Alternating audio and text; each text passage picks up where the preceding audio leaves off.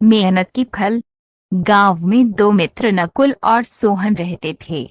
नकुल बहुत धार्मिक था और भगवान को बहुत मानता था, जबकि सोहन बहुत मेहनती थी।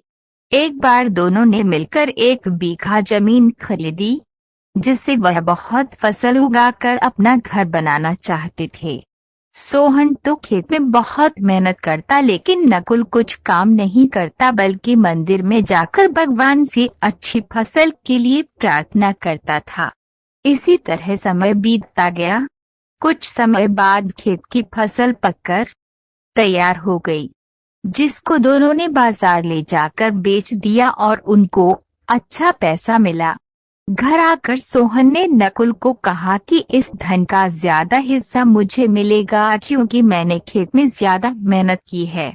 ये बात सुनकर नकुल बोला, नहीं, धन का तुमसे ज्यादा हिस्सा मुझे मिलना चाहिए, क्योंकि मैंने भगवान से इसकी प्रार्थना की, तभी हमको अच्छी फसल हुई।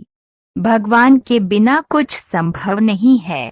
जब वो दोनों इस बात को आपस में नहीं सुलझा सके तो धन के बंटवारे के लिए दोनों गांव के मुखिया के पास पहुंचे। मुखिया ने दोनों की सारी बात सुनकर उन दोनों को एक एक बोरा चावल का दिया, जिसमें कंकड़ मिले हुए थे। मुखिया ने कहा कि कल सुबह तक तुम दोनों को इसमें से चावल और कंकड़ अलग करके लाने हैं, तब मैं निर्णय करूंगा कि इस धन का ज्यादा हिस्सा किसको मिलना चाहिए। दोनों चावल की बोरी लेकर अपने घर चले गए। सोहन ने रात भर जागकर चावल और कंकड़ को अलग किया, लेकिन नकुल चावल की बोरी को लेकर मंदिर में गया और भगवान से चावल में से कंकड़ अलग करने की प्रार्थना की।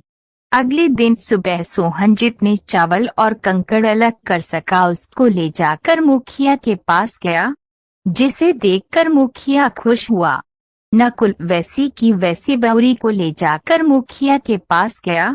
मुखिया ने नकुल को कहा कि दिखाओ तुमने कितने चावल साफ किए हैं। नकुल ने कहा कि मुझे भगवान पर पूरा भरोसा है कि सारे चावल साफ हो गए होंगे।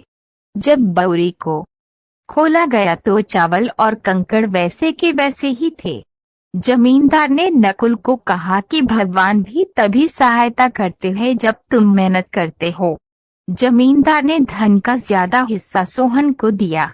इसके बाद नकुल भी सोहन की तरह खेत में मेहनत करने लगा और अब की बार उनकी फसल पहले से भी अच्छी हुई।